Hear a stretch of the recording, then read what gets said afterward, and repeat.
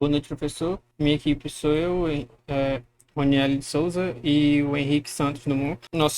Esse aqui é nosso artigo que a gente vai apresentar com Randall Forest. Essa parte aqui eu vou explicar mais por cima, que foi a parte que o senhor já viu em sala. E eu vou deixar já o programa rodando para poder. Ele tem uma parte que ele demora um pouquinho.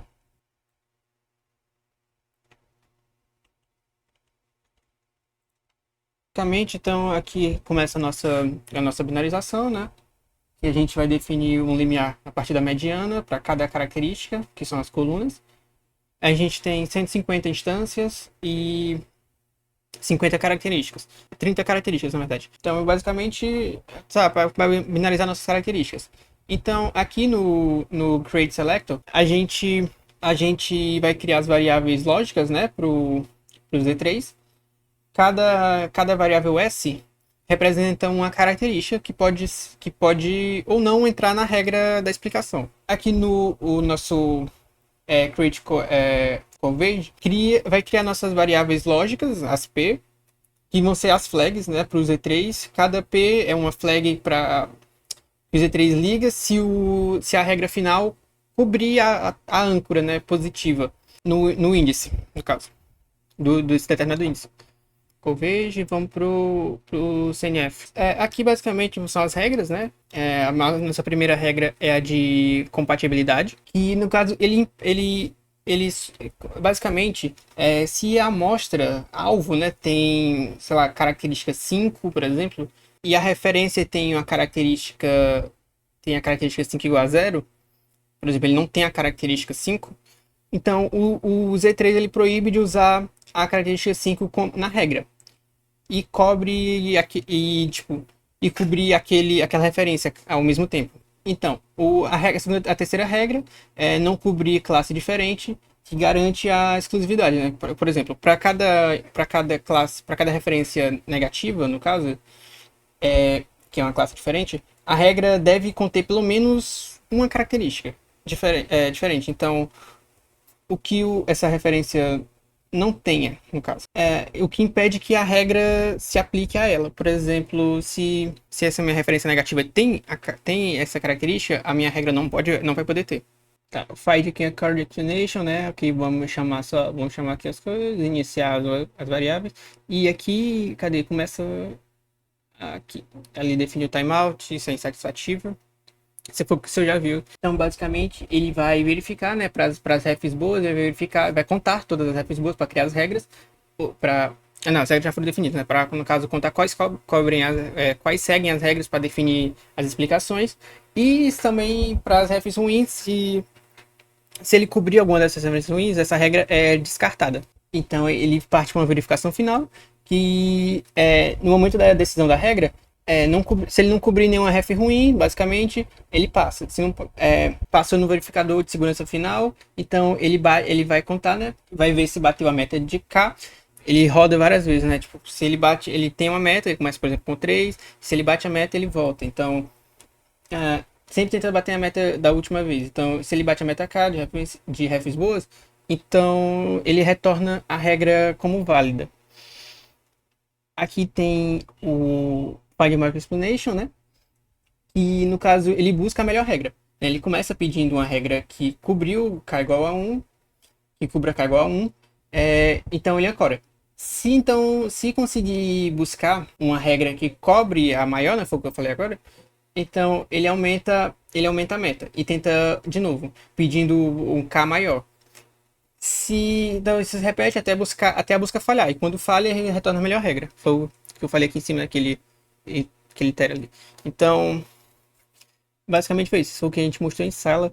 Então, aqui no experiment, que é basicamente onde acontece, essa função run experiment, ele é basicamente o motor dos testes. A ideia dele é iterar sobre os datasets e rodar tudo, né, de treino. Eu coloquei esse parâmetro do max sample aqui no começo só para a gente conseguir testar rápido. Então aqui o primeiro loop, né? Eu faço duas coisas antes. Primeiro, uma normalização padrão, mas o ponto aqui é que eu chamo como o nosso explicador usa uso o Z3, que é baseado em lógica proporcional, eu preciso transformar os dados contínuos em binários, né? Aquele processo que a gente já viu antes. Certo, aqui então, bora lá. Deixa eu ver.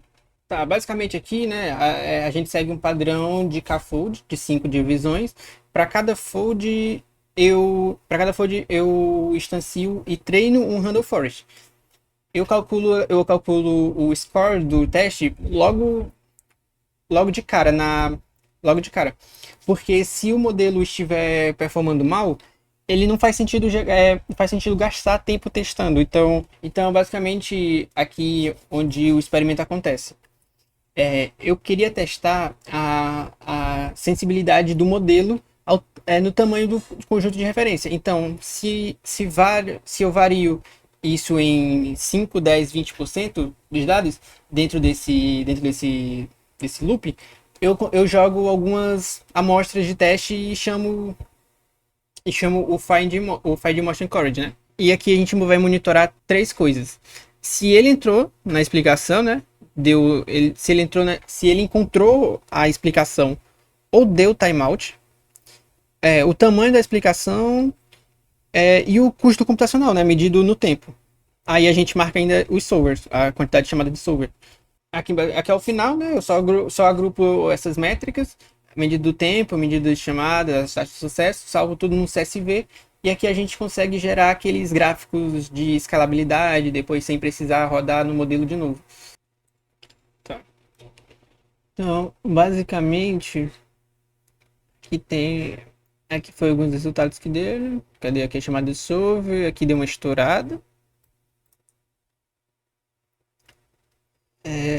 Aqui é o primeiro dataset, né? O de coisa de câncer. E aqui é o de vinho. Geralmente esse é bem mais rápido. Aqui tem os dados finais.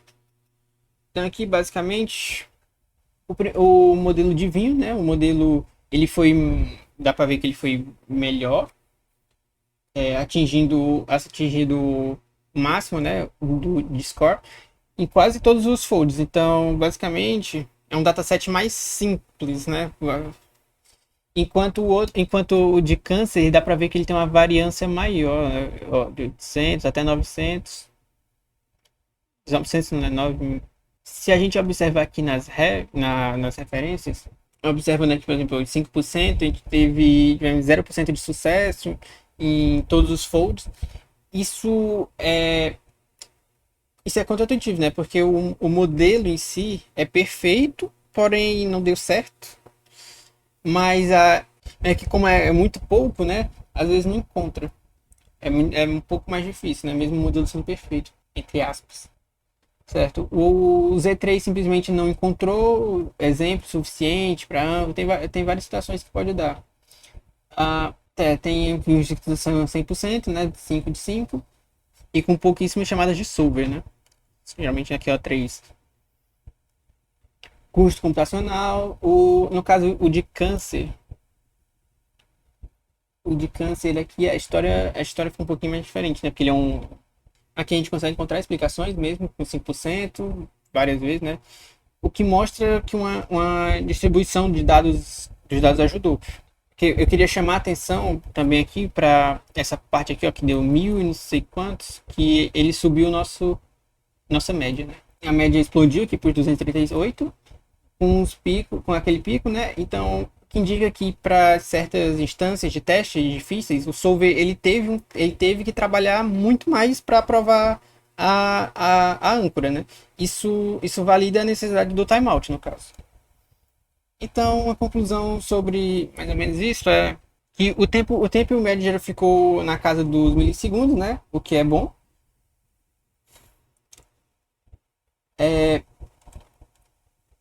Aqui as médias, né? Ficou baixo, ficou entre 1 e 1,6 do K médio, né? Que é a explicação. Isso significa que, basicamente, são explicações curtas, fáceis de interpretar. 10, 20% de referências é o ponto mais ou menos ideal de equilíbrio entre o sucesso nas buscas, né? Que dá para ver aqui, e o custo computacional, no caso. Agora, basicamente isso dá para tirar do total. A gente tem aqui também alguns gráficos que ele consegue tirar, mas não sei se se você se interessa por isso. Mas vamos ver mais de perto agora pela análise individual, né? Oi, eu sou Henrique Santos Dumont, estou fazendo dupla junto com o Ronielli e eu vou apresentar o teste underline instance, que foi criado como um teste unitário com o único propósito de validar o funcionamento do explicador para uma única instância. Ao invés de 150 amostras, ele mostra o que acontece em um único caso isolado. Para começar, ele vai carregar um dataset, eu estou pegando o breast cancer como exemplo, e vai normalizar e binarizar os dados. E depois você tem que selecionar a instância específica que quer testar. Aí eu estou usando a instância 1 no vídeo, mas eu separei a outra também para comparar. Aí ele treina um modelo de floresta aleatória, né, com os dados recebidos da instância. Ele vai gerar as explicações ancoradas usando o Abductive Explanation do Z3, além de também definir os índices de referência aleatoriamente. E no final exibe o resultado no terminal mostrando os índices das features que formam a explicação, quantas instâncias a explicação ancora ou cobre, e o tempo total de execução dele, para completar o teste. Esse teste é bem importante porque ele serve como uma verificação prática e mais rápida do funcionamento do explicador como um todo, né? Ele é bem útil para depuração e demonstração, já que ele mostra o passo a passo e o raciocínio lógico do modelo em um único exemplo, mais simples. Esse é o exemplo da instância 0 durante o teste, e depois eu vou mostrar a instância 1 também. E aí ele nomeia cada uma das features que são suficientes para justificar a classificação dessa amostra em específico, comparando com outras do mesmo dataset. Como dá para ver aí, a instância 0 ela teve que usar 22 features para poder explicar corretamente. O que faz a gente deduzir que essa amostra está num espaço onde várias variáveis influenciam na classificação dela. Agora, no exemplo da instância 1 sendo a testada, dá para a gente perceber a queda gradual de features utilizadas, foi de 22 features para 13 features, e até o número de âncoras, ou seja, essa instância provavelmente está numa região bem mais ancorada ou mais estável, onde o modelo tem mais confiança. Agora eu vou passar para o análises, que foi criado basicamente para processar e visualizar melhor os resultados dos experimentos. E aqui eu vou dar um destaquezinho para o import do Seaborn, que foi criado justamente para tornar os gráficos de estatístico mais fácil de ver e de fazer, e mais agradável. Ele cuida tipo de cor, legenda, deixa os grids bonitos. Mas enfim, passando para as funções, o Summarize ele cria uma tabela de resumo por dataset e por percentual de referência, mostrando as métricas de sucesso, timeout, essas coisas assim. E no final retorna o data frame para usar nas outras funções. Seguindo tem o Plot Metric, que ele cria um gráfico que mostra como uma métrica varia de acordo com a porcentagem de cada referência para cada dataset. Cada um com cor diferente, o título do gráfico pode ser passado pelo usuário ou é automaticamente com o nome da métrica. Ele permite visualizar as tendências melhores, tipo quanto mais referência, mais tempo de execução, mas também aumenta a taxa de sucesso.